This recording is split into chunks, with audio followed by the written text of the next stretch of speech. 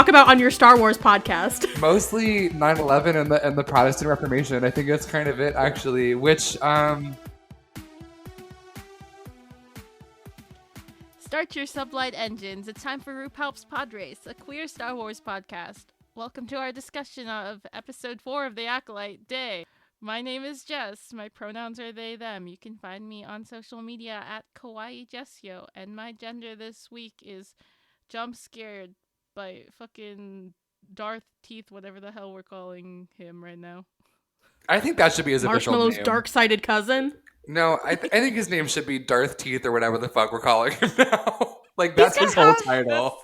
He's gonna have the most fuck-ass Star Wars name, and I'm gonna call him Darth Teeth. His name is Kamir, and he's played by Manny Jacinto. Yeah. Let's be serious. No, okay. We'll talk about it when we actually have the discussion, but I swear to God, I'm watching this and watching Kamir be like the worst liar, and I'm like, Mae, is she stupid? Are you stupid? Like... Anyway, okay, sorry. I also just want to say that his little mask makes me think of like a FNAF like animatronic. That's all. Yeah, no, he is kind of like Freddy Sithbear, like low key. I'm Noah. My pronouns are he, him. You can find me on social media pretty much anywhere at the Jewish Jedi. And my agenda this week is Mae and Osha's Skull Island adventure, because this episode was very like Skull Island-ish. Although, disappointingly, it was only Skull Island-y once, and that was when they had a really cool bug. And that was the only cool bug in the whole episode, and I was really sad about that. I thought the bugs would play more of a part in that. I thought they would simply use more than one bug. There's like 8 in the shot, and they were like, well... Great news! I think they might be there in the next episode. There's this fun thing called television shows where there's another episode later. Okay, so we might get to see it again. Also, the whole thing where they were like, oh, they're attracted to light, like lightsabers, and now we're seeing a bunch of people waving around lightsabers. I fear in the next fight, there's going to be bugs. Dark. I just said dark teeth. Sorry. Darth Teeth is like, ooh, I've got my fancy little red lightsaber, and then immediately gets caught by one of those little creatures. I would love that. And then the show ends, and they're like, oh, awkward. That's probably how they're gonna like get out of it, is like the bugs or whatever, so that they can have a final confrontation later, because this is only halfway through the show. My name is Melvin. I use they them pronouns. You can find me on social media anywhere at Melvin Culpa. And this week my gender is age gap discourse, but it's not the age gap discourse you think it is. It's about Adi Mundi and not Jackie and Osha's vibes. So true. For those of you who are not overly online and in Star Wars spaces, because why would you? Don't. Mel, would you like to explain what the fuck people are, why the fuck Adi Mundi's appearance in this episode led to things happening? So the thing is that there's a certain subset of people in the Star Wars fandom who think of the media franchise Star Wars to be akin to some kind of religious text such as the Bible. Friend of the podcast, Charles, brought this up. And anytime anything even remotely is challenged from the random magazine article where they mentioned Adi Mundi might be this age or born this year, is as though Martin Luther has come up and posted the 95 Thesis, and there's going to be some kind of war that is religion-based, and everyone will be killed, or, you know, I don't know, some kind of inquisition will happen. So, yeah, people just can't, I don't know, be normal about things on the internet. Who would have guessed? Take a shot every time Martin Luther, Christianity, or the 95 Theses are mentioned on this podcast, because it's often. The fact that it's happened, like, more than 4 times is kind of crazy. I guess the long and short of it is that, what was it? A magazine in 1999 was like, here's what Adi Mundi's birth date is. And then it was after this episode of The Acolyte takes place. So the girls are like, oh my God, Disney is trying to destroy Star Wars by changing Adi Mundi's birthday. Notably, everyone's favorite character, Adi Mundi. You guys don't get it, okay? Star Wars used to be good, but now the Wokealite has ruined my ability to engage with this media franchise because this Jedi character who kind of exists mostly just to die in one of the movies, his birthday is different now. And that's And a he really uses he they pronouns now. that's a really big deal. So We also, the most important thing about Adi Mundi is his license to fuck. But the Which best isn't part, even canon. which it also isn't even canon. Sorry, which isn't even canon. But yeah, this led when Wikipedia changed his birth date in Wikipedia, people started harassing Wikipedia editors, and to that I say, what the fuck is wrong with you? But You would have assumed that they fucking hit the Pentagon. Yeah. Like, it was like, this was what like the fuck? You have to, guys, we have to grow up. We have to get a grip. No, I saw showrunner of acclaimed but canceled animated TV show Dead Endia, or the comics Dead Endia. The show's called Dead End Paranormal Park. I believe Hamish Steele was like, these people wouldn't survive in the asylum that raised me, which is the Doctor Who wiki. Because I think if they tried to watch Doctor Who, they'd fucking pass out and die. I would just like to say, though, we have been making jokes about the Wokealite, and now Daphne Keane joked about it in an Instagram comment, and then Amanda made a diss track of the Fandom Menace. And I do love how the cast is just like, okay, clowns, shut the fuck up. I love that. I will be calling it the Wokealite. Like whatever, I'm cashing my Disney check anyway. My name is Ollie. I use any pronouns. You can find me on social media at Ollie Fresh. It's fresh with a PH. And my gender is or they, because that is a fun thing, is that Mel and I, when we're walking around the house, I will say, like, anytime anyone's like, we say any pronoun about anything, because I'm woke. Anytime we say any pronoun about like we're like, oh, what is like whatever, oh, he's doing this, I'm like, or they, about everything. So when she said that in the episode, I was like, oh my god, this is crazy. I always say that. She's just like me. Oh my god. I kind of Whoa. like, the immediate thing I thought of was that picture of Kirsten Dunst in Spider-Man where it's like, he said his pronouns are they, them. Like, that's very much the energy I got from that. It definitely has the humor of like gay people amongst gay friends being like, you know, this bitch and their fucking pronouns. Like, it definitely.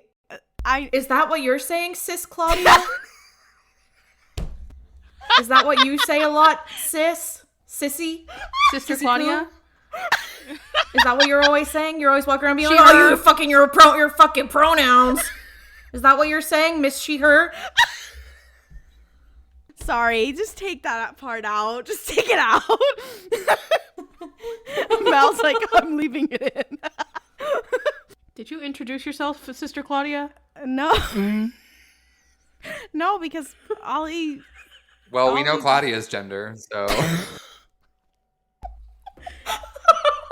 Female. She, her. Guys, we need to do one more joke about this, and then it's the rule of threes, and then we can never talk about it again. Okay, wait, before we go anywhere, I do need to say, this is reminding me of when the trailer for The Acolyte got leaked, and I made a very funny joking edit of Vernestra Rwoh with her pronouns and her with a lower third with her pronouns, and being like, this is what The Acolyte's gonna be like. And based on the discourse, you'd think that I was actually correct. So, joke, no longer funny. Didn't you get copyright striked for that? I did. I got a cute little like cease and desist from Disney that was like, we're taking this down. You violated our rights. Vernestra Rwoh, communist icon, would never allow this. Literally. She wouldn't want this. My name is Claudia. My pronouns are she, her. You can find me on social media at Kaludia Says, Kaludia Says. My gender this week is, I'm sorry, it's another really bad pun, guys. It's the Lord of the Rings, the Twin Towers. And yes, this is also a reference to when the Twin Towers came out, and it was not the Twin Towers, the Two Towers came out. The Twin Towers? No, The no, Twin Is it like 9/11? Yeah. It's a 9/11 reference? No, but Claudia, you at Lord of the Rings, the Twin Towers. I am talking about that. How Sauron has hit the Pentagon. No, legitimately, this was an issue. I know you guys are too young, but like when they released a movie called The Two Towers right after 9/11, or at least a couple years after 9/11, like it was a legitimate problem. Like it was an issue. They were worried it wasn't going to do well. Like it was a whole thing. I called it the Twin Towers because the Fellowship of the Jedi was walking through the fucking forest looking for these fucking twins. Anyway, it was a pun. But yes, a fun fact about the movie The Two Towers is that 9/11 was a legitimate issue. When isn't 9/11 a legitimate issue? Claudia, I'm going to say something. Might get me canceled. I thought it was funny. I stand with you. Okay, I thought you were just going to say you thought White girl solidarity. I thought when you were like, I thought it was funny, you were like, I thought 9/11 was funny. Which, like, okay, well, I don't need to make a statement about that. Like, we already know. Let me remember that clarify. reaction image I have that's Jared Fogle from Subway and someone's photoshopped 9/11 onto the jeans he's holding up. Okay, to be fair, my gender was not a 9/11 joke, but when you guys brought up the 9/11 joke, that is connected to Lord of the Rings: The Two Towers. So I was Maybe trying to life is one big 9/11 joke. Maybe the real 9/11 joke was the friends you made along the way. I think I'm gonna cancel all the white people on this podcast. I deserve that. Half of me is in jeopardy. Help!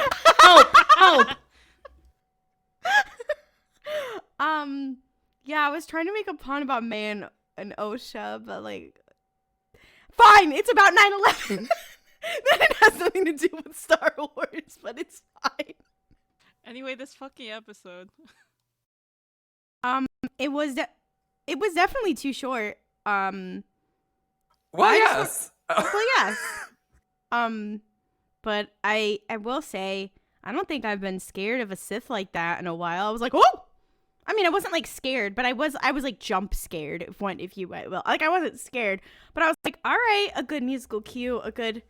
I do love. Is this our first canonical Sith Lord wearing a poncho? Mortal 11. I really liked Claudia being like, I haven't been scared in a long time by one, but I wasn't scared. So she still hasn't been scared in that long of a time. But I will agree. Okay, let me say, I'm sorry. We're doing RuPaul's Potteries. We have to be a little bit mean to Claudia. But I was gonna say, she's laughing. She thinks that's hilarious. Don't worry. This is not elder abuse. I was going to say that I do actually agree in that one, we're kind of skipping to the end here, but in that one frame where the Sith Lord is like standing in the back of, like standing behind them, and Osha's just standing there like, oh fuck me. That shit was chilling. Like, that was a very good scene. And when he just kind of ragdolled her, I was living for it. I mean, yeah, I agree. It was like a really, like, I don't want to say cool. It was an interesting scene. And yeah, like you said, chilling, but also at the same time when he like floated down, I started fucking laughing because I was like, what the hell? No one sees this happening because they're all turned around, but I'm just like, that's so funny. You just see this person like, whoo, here I come. He was like the puppet from Five Nights at Freddy's. Like, I genuinely, like, he was just like, hey guys, hey guy, what's up? No, I will say I did enjoy that. It really reminded me of The Force Awakens when Kyle is like, hey girly pop, we're running through the woods, so come back by discoded. And I don't know, I enjoyed it. I thought it was a lot better than that scene in The Force Awakens. I felt like there was a lot more dread induced within me. I will also say that it just felt very deeply unserious, that everyone was like, hey, knock it off, stop it. And then he pulled out his red lightsaber and everyone was like, okay, so we are gonna roll up on you now, as though a man menacingly, or they menacingly coming out of the sky was not sign for for something. Like Yord, not to call you out specifically, you have had a history of pulling out your lightsaber when it's kind of inappropriate. That was an appropriate time that maybe you should have done that faster. Yeah, I did love him menacingly floating down from the sky. I thought that was funny as fuck. Because honestly, if I had the Force, I'd be doing shit like that all the time. I literally would be like, let me levitate. Like, I will say, my other favorite thing about this episode was, is it Khmer? Is that how you pronounce his name? I keep forgetting how to say that gentleman's name. He very much was like that I think you should leave sketch where like the guy's in the hot dog costume being like, we're all trying to find the guy who did this. Like the whole episode, he was like, I don't know who this Sith Lord guy is, but he seems pretty scary. It's like, okay. I can't wait for the twist reveal where he's the Sith Lord. It's giving Matt the radar technician when he's like, I heard Kylo Ren was shredded. Please. Can we get a show of hands? Who here thinks that Khmer is the Sith Lord? How many of us think that? Okay. So everyone's hand is raised except for Jess's. I mean, it seems very obvious, so that's why I'm just like, what if I want to be a contrarian and say like, and that's no. fair. And also, I think someone needs to defend the Filipinos in the chat. You know, someone's got to do it. As the person who is full Filipino in the chat, I I have to defend. Oh. I'm sorry. The diaspora war happening. Not the diaspora war in the chat, please.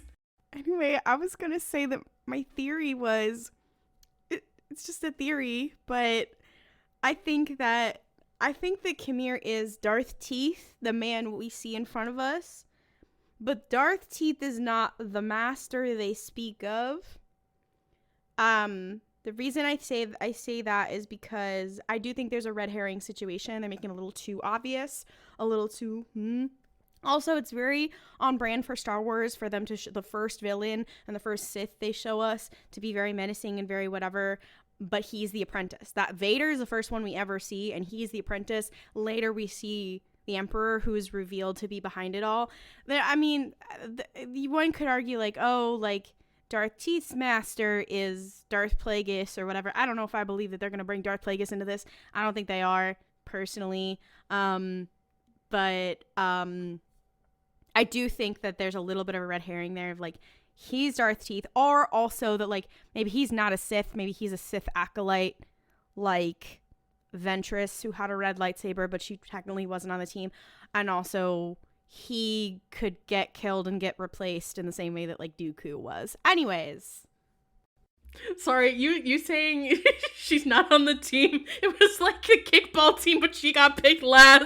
She was the bench warmer. She literally did. Like if you think about the Sith like as like the weirdest fucking team, like the weirdest fucking team, and like Dooku gets the weirdest fucking team with the most racist fucking vibes. Yeah, like, so true. Dooku has been playing his ass off, carrying the game this whole time, and then he gets fucking offed by Anakin, who then gets to step in and on his behalf. And the whole time you have people like Maul Savage.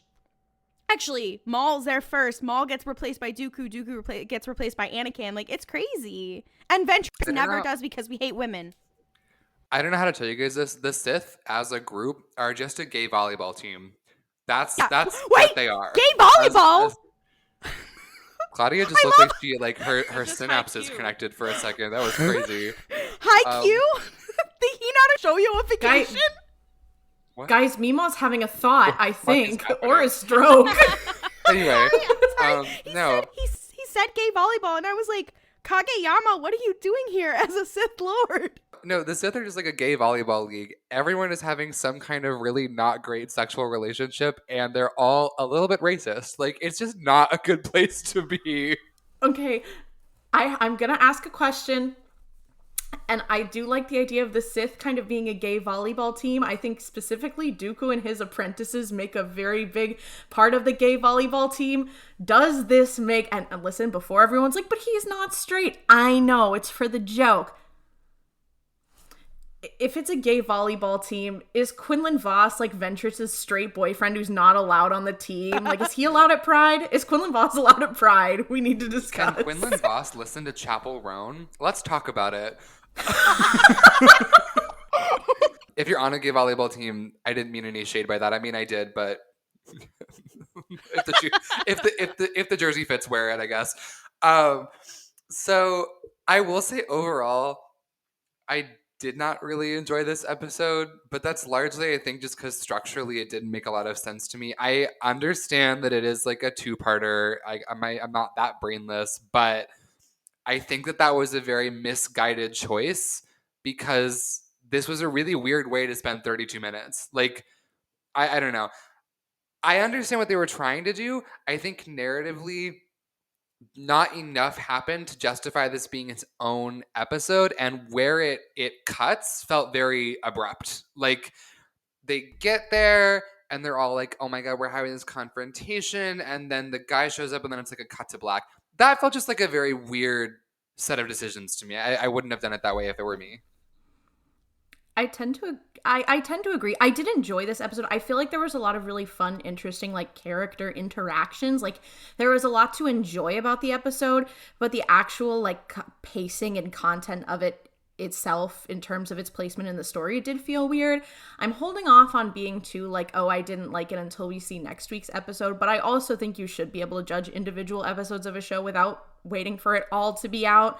I really liked a lot of the, I liked a lot of the sort of world building going on, but I wish that the actual plot had given us, like, a little more, just because them all walking through the forest was kind of like, okay, like, it's fun. You got your new cute little CGI character running around. That's cool. And I really did like, the amount of times, I really like that conversation that I feel like I'm like only happened because of the structure of this episode.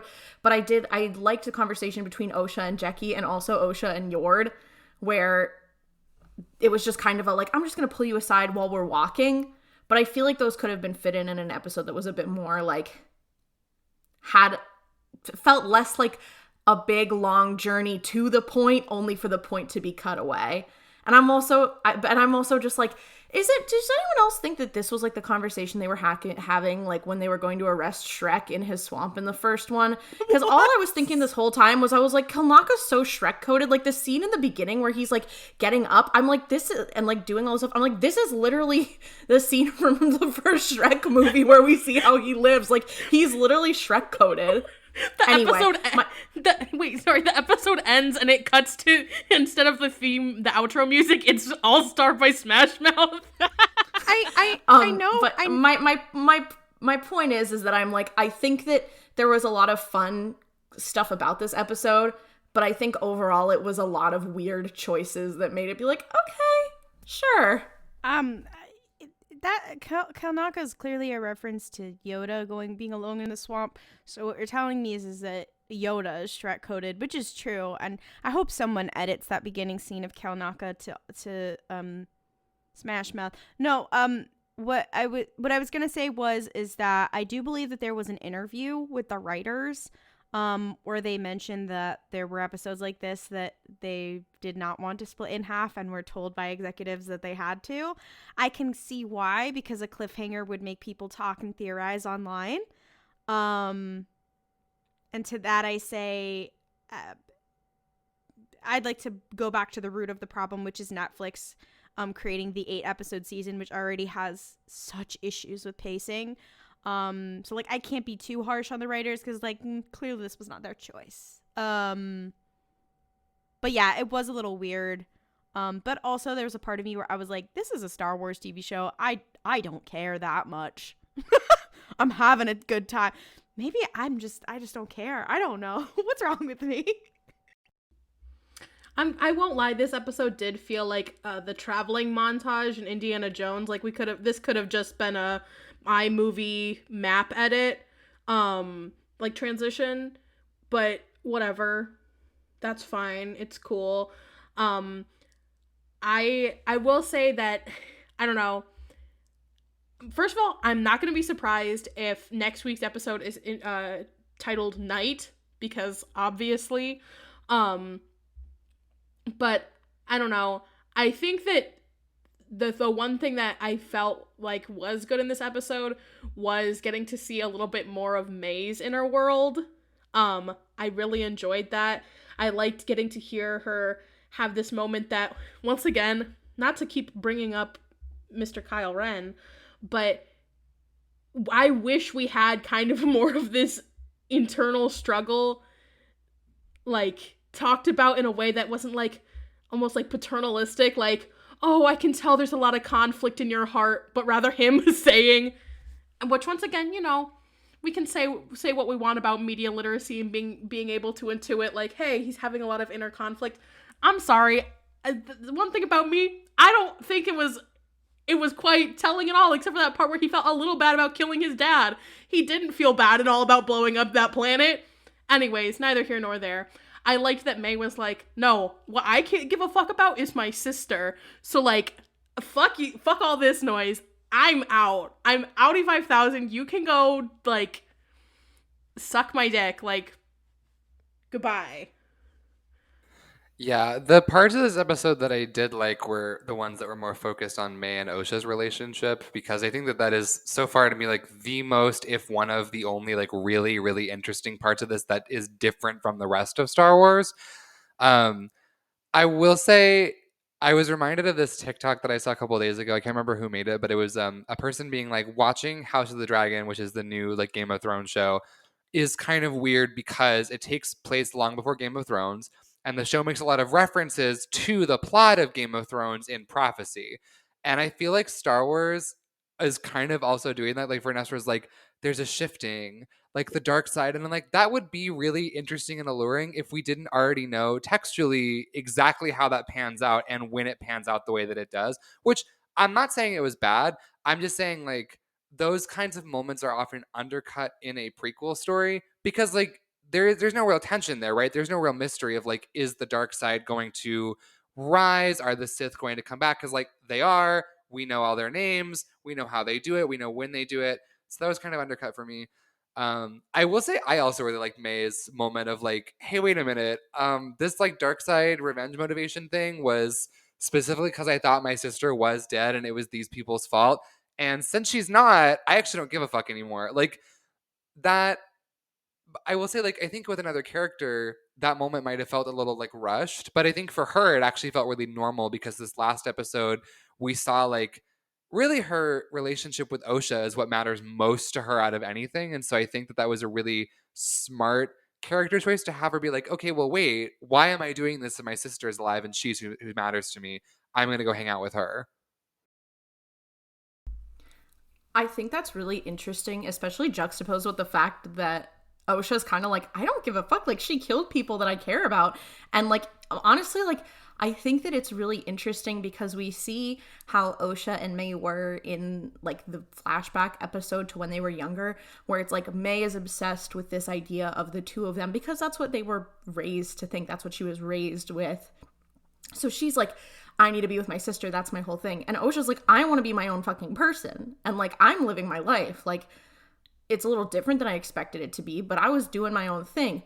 So the idea, I think, will be really interesting to see, like, if Mae does end up surrendering herself and being like, guys, what the fuck, it was not. Like, I'm here, I want to talk to my sister. And Osha being like, actually, girl, fuck you. You're a murderer. You're a murderer. I'm really interested to see how that goes and also how that ends up being resolved, because I have a feeling that we're going to get an episode where it's like once they deal with whatever this is, when those two finally talk to each other and Osha's like, I can't like stand you, especially after like you set that fire, and Mae's going to be like, what fire? I didn't do that, or I only did it because of this. And then we're going to get a flashback and see like the other side of what else happened that we didn't see in that episode. Like, I can see it in my head. I can see it coming together. But yeah, no, I'm really interested to see how those two progress. And especially once we get them like actually talking.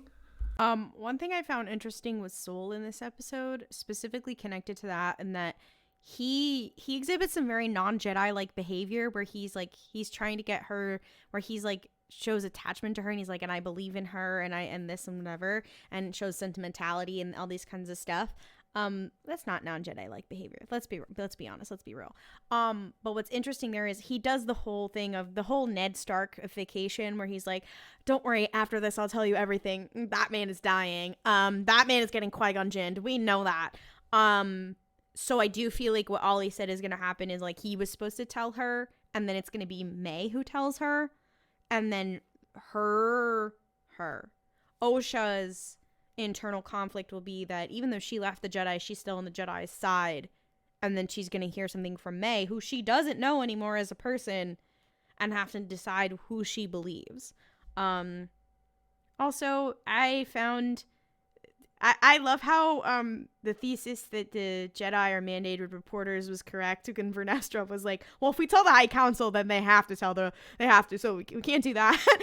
I love the Jedi Middle Council, the middle managers, if you will. No, okay, not Jedi Middle Council, Jedi Shadow Council. Let's be fucking real. Because what the fuck, Adi Mundi's on the Shadow Council? What? He cares about the damn Wookiees. What are we doing? No, Adi Mundi's fucking obsessed with the Wookiees. We need to open an investigation. I think because in the prequels he's like, there's gonna be an attack on the fucking Wookiees, guys. I really don't give a shit about finding Grievous or whatever. But he's like, we gotta save Kelnaka, guys. Did he have like a spurned does he have like a lover who's a Wookiee doing him and Kelnaka definitely fucked. That's all I'm saying. No.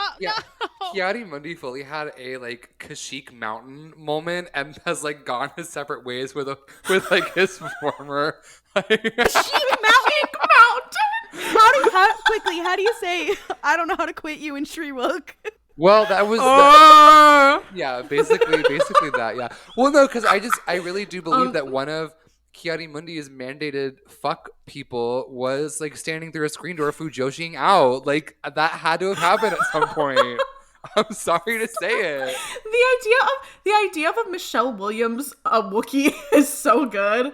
I'm just asking questions. I'm just speaking my truth.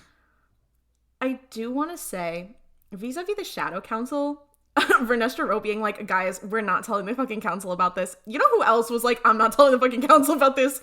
Avar Kriss, when she was like, "Guys, we're gonna go fucking kill Lorna D. Let's go. Fuck Stellan. Vernestra, do you want to come with me?" And Vernestra was like, "Great." And then they forgot about that plotline when Phase 3 started and just kind of wrote over it. But the point is, the bones are there. Also when Yoda was like, "Shh, nobody talk about the Nameless, everyone." For like 100 years. People who have a Shadow Council: Yoda and Creighton's son, Avar Kriss, Vernestra Rwoh, apparently Adi Mundi. Nightmare blunt rotation. I'm sorry. I'll be so real with you. I would love to smoke a blunt with Vernestra Rwoh. I don't really smoke at all, but I would if she asked me. I should just like, Snoop Dogg has said only one person has outsmoked him, and it's Vernestra Rwoh. So do you guys think that Basil is a contractor? Yeah. I don't know what the fuck Basil's do we think he's a W-2? Also, no, okay. I'm not gonna lie. He was low-key pissing me off. I just found him deeply annoying. And I feel bad because like so many people are like, "Oh my god, like he's so cute, he's so fun." I was like, he's kind of a narc. I don't like him. Can I also just say, this universe has always had a very weird relationship with non-human, like sentient life. But this was kind of like especially weird. I'm like, is he a dog or is he a biped who can wield tools? Like, I don't, because they were like, "Oh, what are his pronouns?" And then they're like, "Go boy, go." And I'm like, okay, either this is like really fucking fucked up. Also because Yord is like, "Yeah, well, you were busy learning like German or something. I was learning how to talk to this otter person." And I was just like, okay. That's like a guy in college who's like, "Well, I went to this like really obscure Eastern European nation for exchange while you went to France." And it's like, okay, who the fuck cares? Like, I don't know. Yord also has the energy of me to someone who would come back from Spain with a lisp. Like, I feel like if he went to Spain, he'd be saying España. Like, he says Barcelona. Absolutely. He says Coruthant. Please. I swear to God, I think in the early days, of RuPulps, I think we did make a Coruthant joke, but I don't remember when it was or why. No, I feel like Yord was the type to like go on exchange for a month and then come back and be like, it's like different over there. Like you wouldn't get like the culture. But like, no, what I don't understand about this, like this otter diva is like they treat him like a dog. They fully are like, go boy, fetch the scent. But then they're also like, he's our coworker. Okay, so I mean, what the fuck is going on here? That's a Star Wars tradition, both in how they treated Chewie originally and in how they treat droids, and they don't really have droids on the missions as much. So like that's the same thing with R2. They're like, he's a member of the family. Also, he's a dog, and you're like, what? No, I mean, like, I know that it's a tradition of Star Wars. I'm saying it's a up. stupid and bad tradition. Like, I don't care that it's been in it previously. It's kind of fucking weird. I thought it was like, funny though. Imagine if the Ghost Crew treated Zeb like that. Like, but I also like. They're like, he's just kind of our weird dog, but he's also a person. He's our woke dog. Like that's what he is. Zeb is our woke dog. No, I don't know. I found that weird. Also, like, I love their little like Google Translate thing, and they were like, "What the locals say," and I'm like, "Do they have like?" They're just okay, sure, why not? Like, I will say, I didn't really like this episode overall. I did find it extremely funny when they're walking towards this visibly ominous forest, and Sol is like, "He's in there.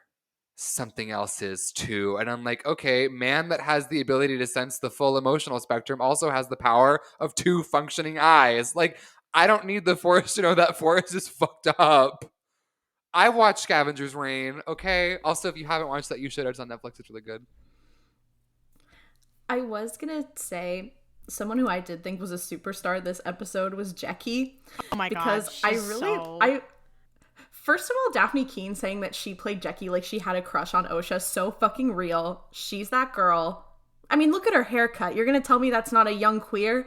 I love how soft-spoken she is, but so, like, bitchy. Like, I'm obsessed with that. But I really liked how, the scene where Osha's, like, clearly like, oh, I'm so fucked up right now. This is not right. And Jackie is like, girl, it's about surviving. And it's about, like, what you've survived. And I think that was such a, like, cool thing for her to say. But what I also think was funny is that it wasn't actually really addressing what was wrong with Osha in the moment. And I think that's, like, very funny. Not to keep referencing, like, the High Republic Publishing Initiative, but it's very much like when Stellan's, like, in The Fallen Star talking to Avar and to where he's talking to Elzar, and he's like, you and Avar were always closer. And he's like, well, but that's okay. You were a pole star. It's like, that wasn't what he needed to hear, buddy. Sorry, I just always like to bring that up because I hate that decision. But no, it was just very funny. I think there's just a very Jedi thing about being like, well, I'm sorry you're having an issue, but like you're still cool though, and you're still strong. That literally is like Yoda and Anakin in the prequels. Like they literally have almost that same exact conversation where like Anakin's like, I feel so fucked up and bad all the time. And Yoda's like, have you tried walking?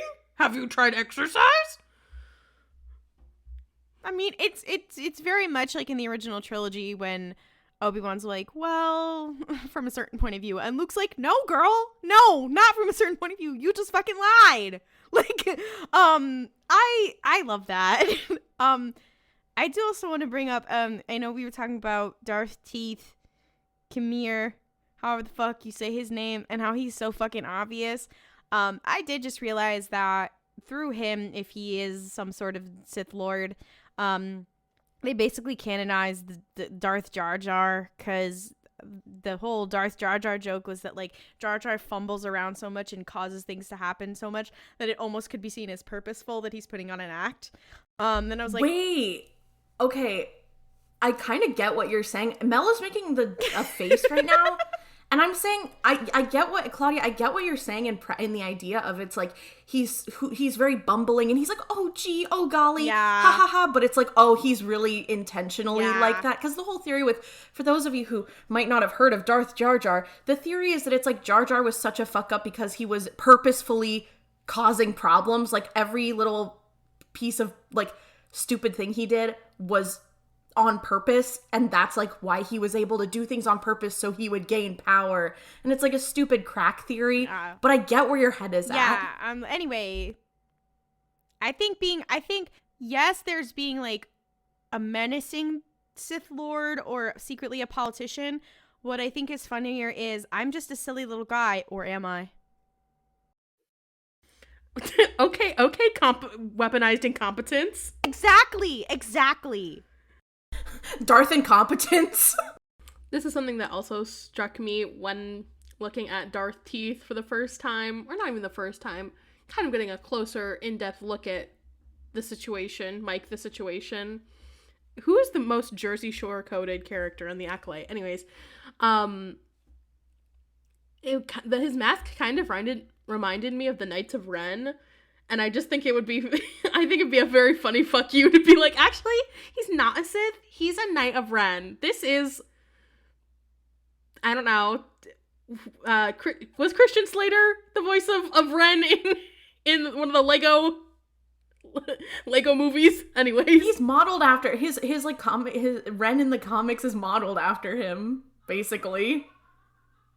Okay, JD from Heathers, yeah, slay. You know what? No, I do think that the Jedi should get together and perform Candy Store. I'm gonna say it. I think I think we should pivot this into a full tilt Heather's musical reboot. Who's who? Like that TV show, the Woke Heathers reboot. This is literally the Woke Heathers reboot. I thought you were talking about Riverdale, and I was like, is Riverdale the Woke Heathers reboot? I mean, they did Heathers at one point. But wait! Oh my god, no. Darth Smiler is going to take off his helmet, and it's going to be that fucking blonde diva from Riverdale because she has the serial killer The gene. one with the serial killer gene! Yes. Betty? Yes, it's Betty. Okay. Guys, this has just been one long Riverdale AU. I've cracked the code. Okay. Guys, but like, Riverdale... Remember when that ginger girl turned into the Scarlet Witch briefly to stop that comet using her magic power she got from her dead grandma? Okay, after Cheryl that... Blossom? Okay, no, shut the hell up. Put some respect on Cheryl's name. You demon. No, I agree. I think that it is funny because Riverdale did go off the air right at the same time as like we were starting to get stuff about the Acolyte. So like it's not impossible. I'm just saying, is Darth Smiles not Dark Betty? Okay, I think that we have to consider that this is Dark Betty, and like that is the origin of evil in the Star Wars universe. She's upset because she's not with the rest of her polycule, and it's like she's out of character because she's like doesn't know how to deal. I forgot they fucking had a polycule Yeah. at the fucking end. Canon ending to Riverdale polycule. Yeah, they now know the epic highs and lows of high school football. So yeah. Sorry guys, this episode's a little off the rails. Well, okay, it was 32 minutes of television, so I don't know if there was really much to talk about besides my crack theory that Dark Betty is an evil Sith Lord and has been manipulating the string. You know what? Okay, I agree with Claudia. Darth Smiles is not the final villain. Dark Betty is the final villain. And she's been in the shadows this whole time, plotting. Darth Plagueis, eat your heart out, bitch. You are not Dark Betty. Anyway, I wanted to talk about how Mae, she really was just like, yeah, I know my sister's alive now, so I'm gonna like fuck you, I'm gonna go turn myself in because yeah, the only reason why I was doing this shit was because I thought that my sister died. So I was like, okay, there's some good in her still there, like what Soul was saying. I will say this again to bring my twin perspective to the podcast. If I had gone on a revenge quest because I thought my brother had been McMurdered by a bunch of lightsaber-wielding people in robes, and I found out he was alive, I would be in prison, but it would be for his murder that I would commit because I would be so pissed off. I'm like, I went on this revenge quest for your ass, and I know what you're going to say.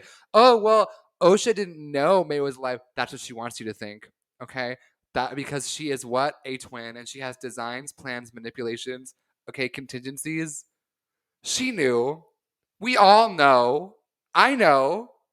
And if that happened to me, I would leave the Sith Lord to go on a different quest for different vengeance.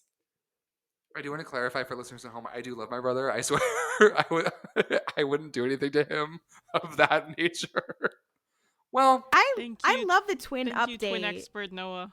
every week we have to be like, and let's check in on our resident twin. What's the accuracy here? Did they have twin consultation on this show? Please. It was giving a little bit Maul in the Clone Wars when he's like, actually, fuck Palpatine. I don't really give a shit about my brother. So I do fear that something may occur to Mae. And I do love when a dark-side character is like, well, they kind of fucked me over. I don't know what I am now. I don't know what I am now, but I'm not with you. I did love seeing like the sheer terror on Mae's face. They only really get into this in like the Vader comics or whatever, but like the whole thing with the Sith is that they operate through fear, and like their apprentices are scared of them too. And she's not an apprentice, she's like an acolyte or whatever, and like they get into this a little bit with the Inquisitorius, whatever, because again, they're not on the volleyball team. The Inquisitorius, they're not on the volleyball team. They are on the bench. But they're fucking scared of their master. And the way she Waterboy Quizzy, sorry. I'm just thinking about Reva having to be on the bench. She's mad. Anyway, Reva, what are your opinions on Haikyuu? Anyway, sorry, I don't know what you said volleyball and something activated. Anyway, yeah, I really liked how she was fucking terrified, and I also love how like because Kalnaka was killed with a lightsaber, she doesn't have nor use a lightsaber. It'll be very clear that she did not do it. Which is kind of like a mirror to like, well, it was impossible for Osha to do it. And it was really cool for the terror to start with her, and she's supposed to be one of the villains. This is one of those decisions that I was like, this shit is corny, like a directing choice. I was like, this shit is corny, but then the more I thought about it, I was like, well, this shit is Star Wars, so it's kind of fun. That's like, no, people complaining about the scene transitions and like, oh, it's like the burst effect, whatever. I'm like, you guys are fucking stupid. That's what it's like in the original Star Wars. That there's nothing more Star Wars than that. My point is that this decision was when Mae realizes, first of all, as soon as she was like, oh my god, Kalnaka, I had a feeling that we were not ever going to actually meet Kalnaka. Like, I knew his ass was going to be dead, and I was really obsessed with how much marketing went into, like, being like, oh my god, Kalnaka is, like, in the Acolyte, and then he's fucking dead, which is so funny.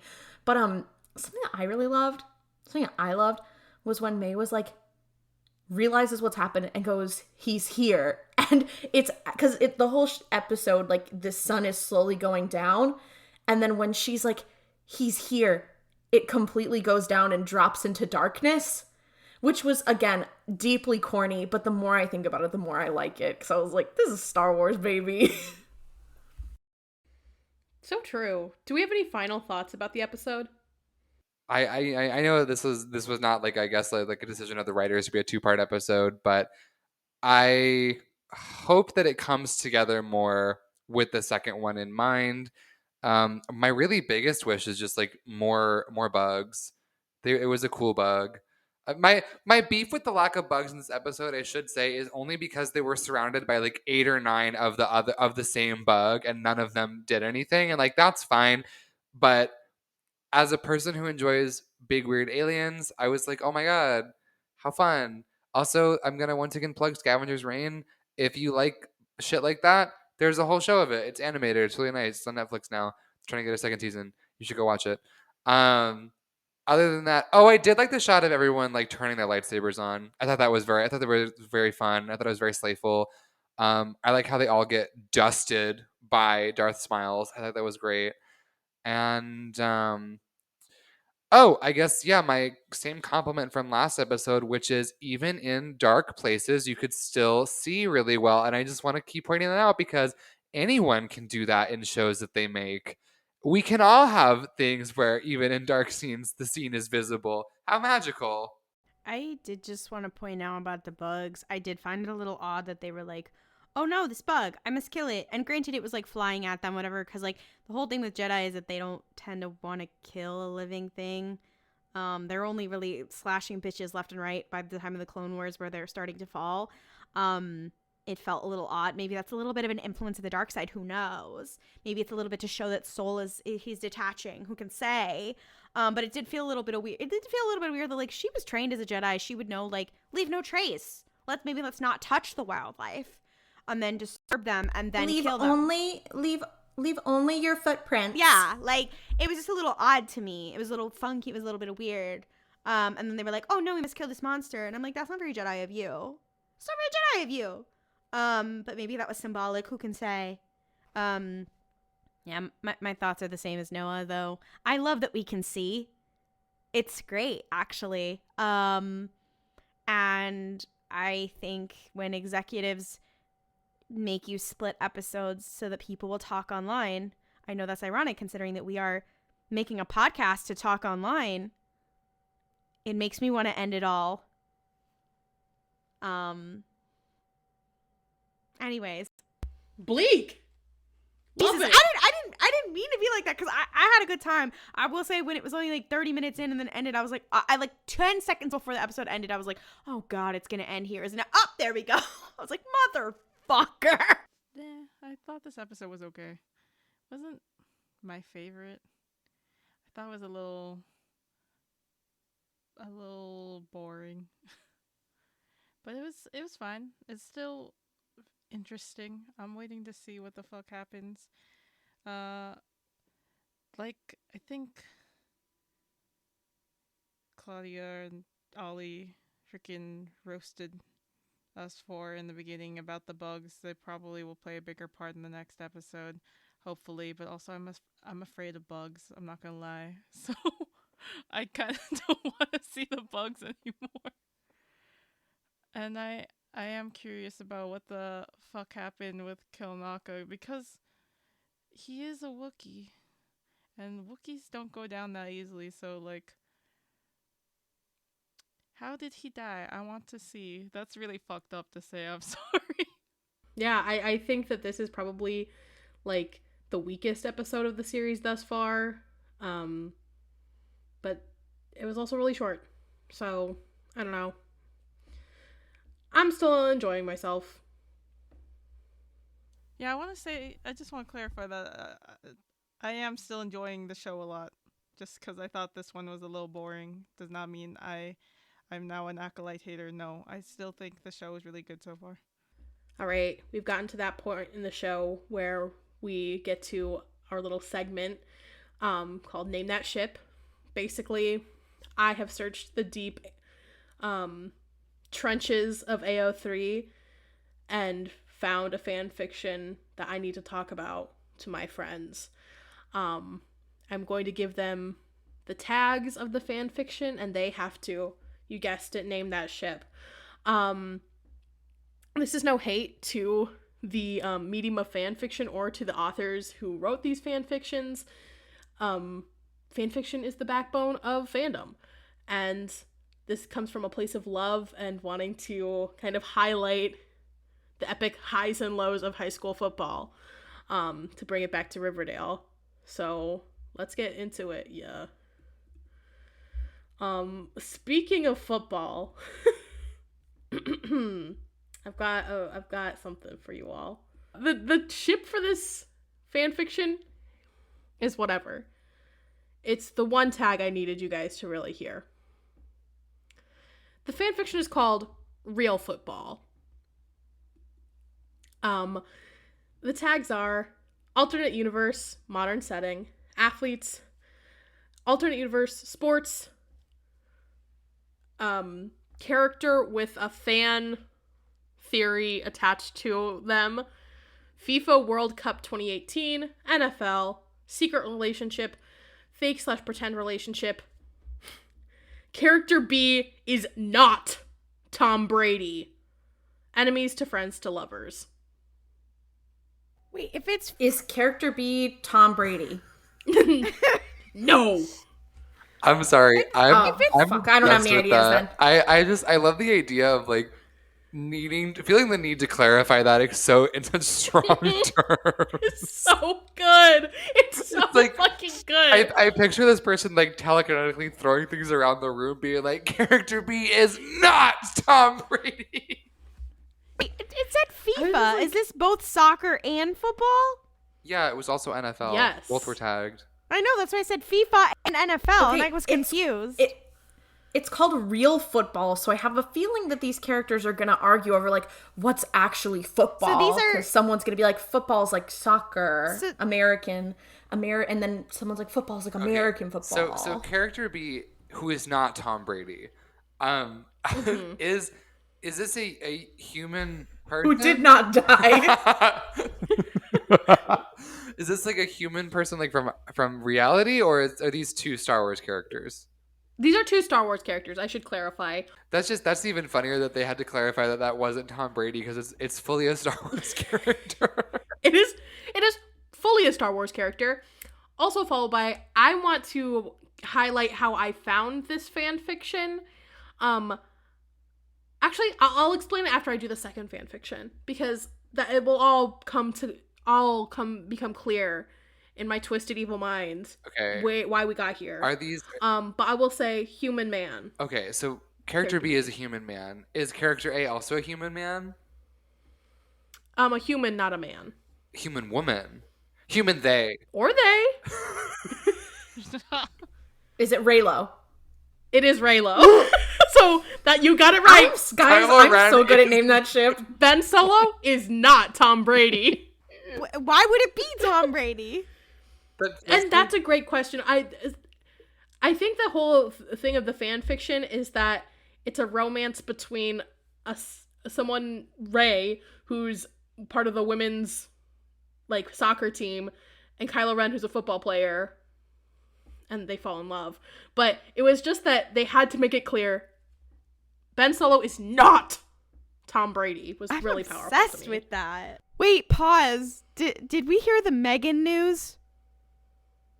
There's news about Megan. What? Atomic Monster and Blumhouse are developing Soulmate, an erotic thriller with a technological twist that expands the Megan universe. Soulmate centers on a man who acquires an artificially intelligent droid to cope with the loss of his recently deceased wife, the film synopsis says. And There's a movie about this already. It's called Her. I know. Say, I was like, in this an is just attempt her. to In an attempt to create a truly sentient partner, he inadvertently turns a harmless love bot into a deadly soulmate. Kate Dolan, You Are Not My Mother, will direct the film, which is come out 2026. And I'm like, close enough. Welcome back, Pygmalion. Like, I don't know what we're supposed to do with that. I'm like, Okay, but it's in the Megan universe. I'm yeah, sad. it's in the Megan universe. So like, Megan cameo? We're When? having the MCU no longer stands for Marvel Cinematic Universe. It stands for Megan Cinematic Universe. Finally. Guys, we should try to get invited Finally. to, like, whatever the next movie in the MCU premiere is. Like, we deserve that. We're huge Megan fans. No. Okay. No, we need yet another franchise. I'm so happy that Megan is becoming a franchise. I hope there's tie-in books and comics and Oh. I'm audio dramas. always like, oh, I hate how everything's becoming franchise. It's just like so demoralizing to watch. And then Megan's like, I'm getting a franchise movie in the same universe, and I'm like, I love franchises. I've always loved them. I have such a deep fondness for.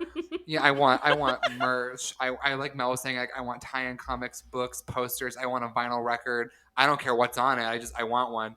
And it could really be anything. I'm sad. Anyway, I'm sad. sorry to All right, here interrupt we with go. that. It's okay. That was Megan news. Are you guys ready for the second fan fiction I'm bringing this evening? The last fan fiction. This is funny because it's relevant in two ways. Because the fan fiction is a Brooklyn Nine-Nine AU, so it's kind of talking about, you know, like the Jedi are cops, you know, because this is called Republic Nine-Nine. Here are the things. Pretty normal ships, except for one, which I will have you guess shortly. Here are the relationships. Padme Amidala / Anakin Skywalker, Character A / Character B. Oh no, there's no! Guys, I just found out that there is Obi-Wan / Qui-Gon in this one. Ooh, tomato. I didn't read that. No, I just wanted to publicly say, if you ship Qui-Obi, You should go fuck yourself. I don't care that they're not real. You need to get a job. That is jobless behavior. Anyways. Also, let me be clear. This is not me being job phobic to people who don't have jobs. It is one thing to be unemployed. It is another to be jobless. Anyways. Anakin Skywalker, Obi-Wan Kenobi, Padme Amidala, Qui-Gon Jinn, Bail Organa, Character B, Yoda, Cody, Rex, Character B, Bail Organa, Sheev Palpatine, Count Dooku, Darth Maul, Shmi Skywalker, General Grievous, Ahsoka Tano. Additional tags: AU Madness, Cool Motive, Still Murder, What Sort of Woman Doesn't Own an Axe, Meep Morp Zeep. Is this a 7 Husbands of Evelyn? I can get through it. I told you, it's in Brooklyn Nine-Nine, AU. I just really wanted to make you think about. I was just trying to do psychic damage to Mel by bringing up the 7 Husbands of Evelyn Hugo. Okay, I'm assuming because you said it was relevant. Is Adi Mundi one of the characters? Adi Mundi is one of the characters in this ship. Is he character A or character B? He is character, let's see. He is character B. Oh, Is Lord. the other character a Okay. Jedi? Yes. Is it Jarl Poof? Is Are it they a some? man? No. Yeah. They are a man. Plo Koon. Not Plo. Yoda. Are they human? They are a human, so not Yoda. Mace Windu. Yes, Mace Windu. No. Oh! This is the only Adi Mundi / Mace Windu fanfiction. Crazy. And I will tell you, guess what character I was looking under the tag of when I found out that Ben Solo is not Tom Brady. That's right, Adi Mundi. Why is Adi Mundi in that fanfiction? We'll never know. That's Ah. crazy. Thank you for playing Name That Shit. That's crazy. So, thank you so much for joining us this week for RuPaul's Pod Race. Keep an eye on your podcatcher of choice for new episodes every week. If you want updates, Star Wars news, and more curse shit, follow us on Instagram, Tumblr, TikTok, and Twitter at RuPaul's Pod Race. Want to ask us a question? Send it to our Tumblr Ask Box or email us at rupaulspodrace@gmail.com. If you really love the show, please rate and review it on Apple Podcasts, Spotify. Leave a comment on our YouTube channel and tell a friend about the podcast. It really helps. If you'd like to hear more of us, you can hear me as one of the cast members of the High Republic Tabletop RPG podcast for Light and Dice. You can also listen to Mysteries podcast, where Claudia and Ollie unfortunately recap all of Supernatural so that you guys don't have to watch it. And links to both those podcasts are in our show notes. And may the Force be with you. And don't kriff it up. Waka waka. Waka waka. Waka waka!